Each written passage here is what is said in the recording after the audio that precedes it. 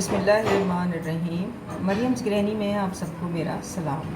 Mariam's granny में आज हम बनाने जा रहे हैं बीफ बोटी के रेशे वाले कबाब। बीफ बोटी के कबाब बनाने के लिए यहाँ पे मैंने ली है तकरीबन 3 पाव के करीब मैंने ली है बोटी। बहुत ही अच्छी, और मैंने बहुत ज़्यादा इसके बड़े टुकड़े नहीं किए क्योंकि हमें इसको गलाना भी है, पीसना भी है। और यहाँ पर मैंने लिए चने की दाल। चने की दाल जो है वो बीफ बोटी में जब हम शामी कबाब बनाते हैं तो चने की दाल बहुत कम डालते हैं। अगर आधा किलो से 3 पाव के करीब मेरे पास गोश्त है तो मैं इसके अंदर सिर्फ 1 मुट्ठी के करीब जो है वो दाल लूँगी। 1 मुट्ठी या 1.5 मुट्ठी आप समझ लीजिए, बस इससे ज़्यादा दाल हम नहीं डालते। और इसकी वजह भी ये है कि हमें अगर हम शामी कबाब बनाते में दाल का इस्तेमाल बहुत ज़्यादा करेंगे तो हमारे जायके में जो है दाल ज़्यादा आएगी और गोश्त का मज़ा जो है वो बिल्कुल नहीं आएगा। तो इसीलिए जब भी बीफ बोटी के कबाब बनाएं या शामी कबाब हम बनाते हैं तो हम उसमें दाल बहुत कम डालते हैं, सिर्फ बाइंडिंग के लिए 1 मुट्ठी।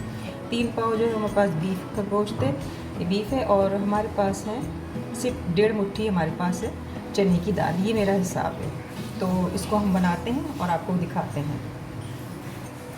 कबाब बनाने के लिए मैंने इस्तेमाल किया है अपने कुकर का। मैं इसको कुकर में बनाऊँगी और यहाँ पर मैं जो गोश्त मैंने आपको दिखाया था ये मैं इसके अंदर डाल देती हूँ।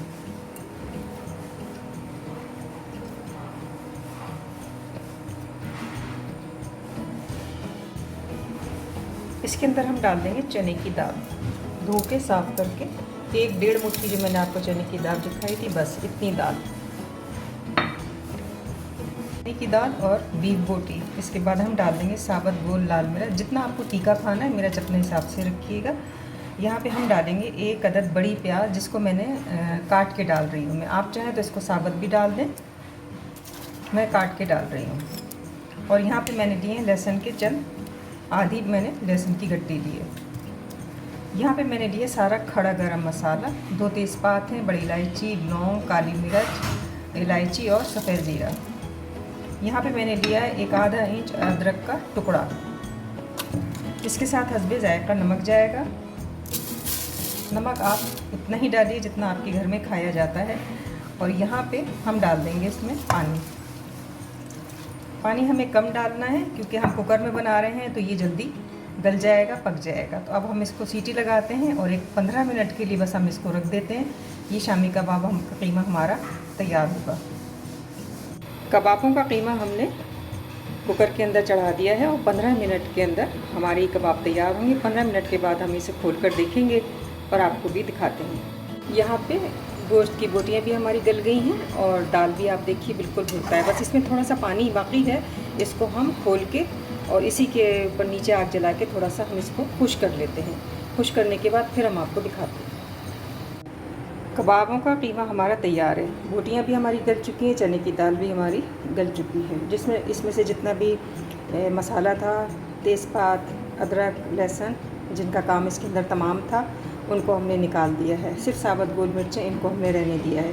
अब इनको पीसने का मरहला है। इनको पीसने के लिए आप चॉपर का इस्तेमाल कीजिए। उसके अंदर हरा धनिया, हरी मिर्च, सब चीज़ें डालिए, 1 चक्कर घुमाइए, पीस लीजिए। ये दुनिया का आसान तरीन काम है। लेकिन आज मैं आपको इस हंगामा-खेज़ ज़िंदगी के दौर से निकाल कर सुकून के उन लम्हात में, मेहनत और लज्जत के उस मुकाम पर लेके जाना चाहती हूँ जहाँ पे कुछ पुराना वक्त आपको याद आ जाए। हम इस कबाबों के मसाले को पीसेंगे सिलबट्टे पर, जहाँ पे लज्जत भी थी खानों में, मेहनत भी थी और सुकून भी था। तो चलिए इसको पीसते हैं सिलबट्टे पर। यहाँ पे थोड़ा सा बोटी और कीमा हमने ले लिया है सिल पर और इसको हम पीसते हैं।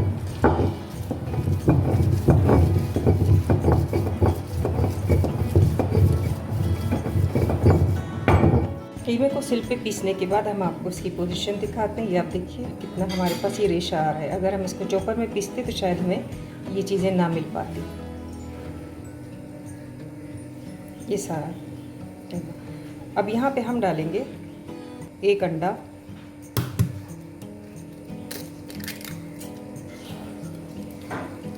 और थोड़ा सा हम इसमें शामिल करेंगे 2 table spoon oil. 2 table spoon हमने इसमें ऑयल शामिल कर दिया। इसको हम अच्छी तरीके से मिक्स करते हैं। यहाँ पे हमने इसमें हरा धनिया, हरी मिर्च और पुदीना शामिल नहीं किया और इसकी वजह हम आपको बताएंगे।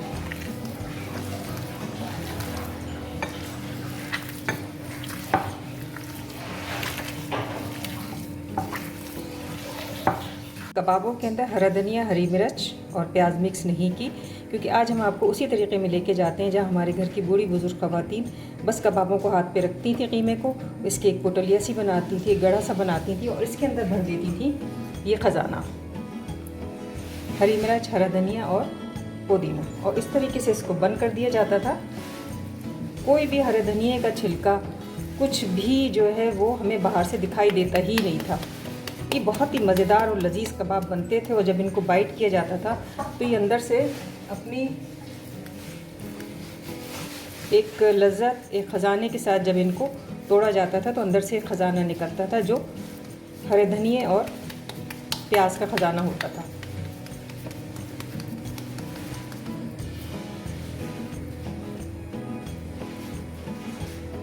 ये आप देखिए, इसके अंदर से जो ये हरा धनिया में ऊपर से नज़र आ रहा है इसको भी हम निकाल लेते हैं और इसको दोबारा से फ्रेश कर लेंगे। ये है वो कबाब बनाने का तरीका जो हमारे घर में हमारे बुजुर्गों ने हमें सिखाया, लेकिन वक्त की तेज़ी हमें बहुत ही आगे बाहर की तरफ बहा के ले गई और हम पुराने तरीके भूल गए।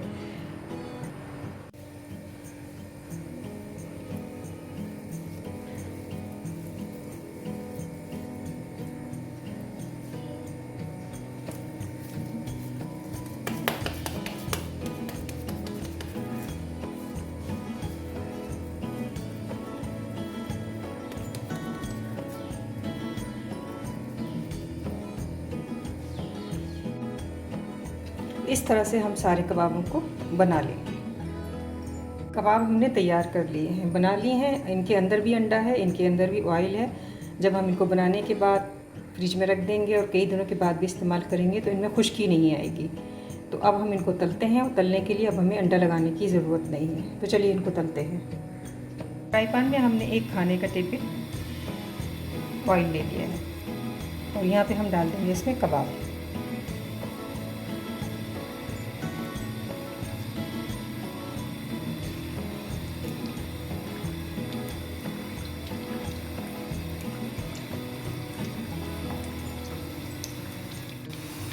कबाब हमने फ्राई किए, बहुत ही अच्छे प्यारे सुर्ख से ये कबाब हैं, अंदर तक से गले हुए। बहुत ही धीमी आंच के ऊपर हम इनको बना रहे हैं।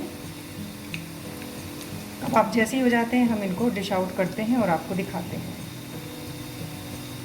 बीफ बोटी के रेशे वाले शामी कबाब, साथ में कुछ अचार हमने रखा और हमने बनाई थी माश और चने की मिक्स दाल। बीफ के रेशमी कबाब, रेशे वाले शामी कबाब। उम्मीद है आपको हमारी ये रेसिपी पसंद आई होगी। मेरी रेसिपी को फुल वॉच कीजिएगा और मुझे कमेंट्स में बताइएगा कि आपको ये रेसिपी कैसी लगी। मेरे चैनल को सब्सक्राइब कीजिए, लाइक के बटन को दबाइए, बेल आइकॉन के बटन को दबाकर ऑल कीजिए ताकि आपको मेरी रेसिपी बर वक्त मिल सके। मरियम ग्रैनी के किचन में आने के लिए आप सबका बहुत शुक्रिया।